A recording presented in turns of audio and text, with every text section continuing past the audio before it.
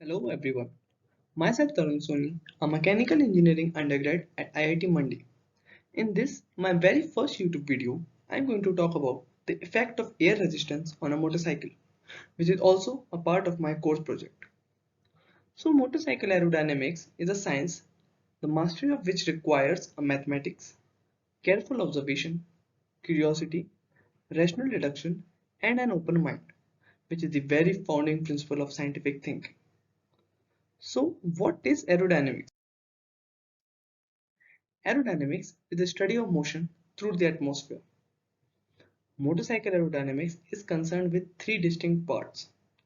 First, the motorcycle. Second, the relative wind. And third, the atmosphere. In most production motorcycle projects, maintaining riders' comfort is the aerodynamic goal. Fuel burn being managed by a useful combination of gearing, engine torque, and consumer indifference, so that the aerodynamist can concentrate their effort on reducing wind noise, buffeting, and using laminar flow to suck heat away from the engine and exhaust so as not to cook the occupant. Unlike cars, motorcycles are inherently awful at slicing through the air, no matter what shape they are. Which brings us to it's all our fault. The rider just doesn't cut it. Motorcycles are inherently unaerodynamic because of us, the occupant. Unlike car, plane, or even hull of a boat, a surfaces of motorcycle moving through the fluid, in this case air, is interrupted by a human body that is draped rather inelegantly over the top and spills down the side in a gangly mess of limbs. As a result, that air that was previously sailing effortlessly along the side of fairings of a bike come crashing into a body, causing massive air turbulence. Turbulence is important to understand because it is the reason why aerodynamics matters on a motorcycle. Turbulence is the air that behaves like a teenager. It's listless, high in energy, but cannot decide where to go. And like moody teenager, turbulent air has amazing talent of agitating everything it touches.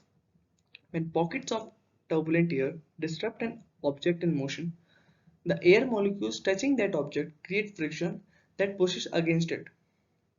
Even after it's gone, it causes a vacuum effect behind you, further draining you of momentum.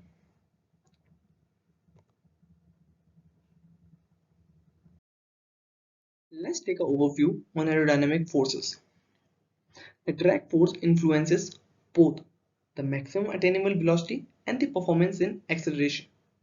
The drag force is approximately proportional to the square of motorcycle's forward velocity, depends on density of air, the frontal area of motorcycle, and the coefficient of aerodynamic resistance. The relations between them you can see in your screen. Now let's talk about some dust winds. The idea was generally to create teardrop shaped fairing that would cover the rider as much as possible. The conventional thinking of most people regarding aerodynamics is to simply cover everything on motorcycle in round, flowing bodywork. This is regressive thinking that only treats the area that can be influenced everything before the rider. These massive fairings turned soon out to be dangerous in crosswinds and difficult when cornering. This was because they place the center of pressure ahead of center of gravity, which introduces a strong yaw or a left of right turning force on a motorcycle. The concept which seems to have stood the time since the basic layout seems to be similar to even today's machine. Thank you and have a nice day.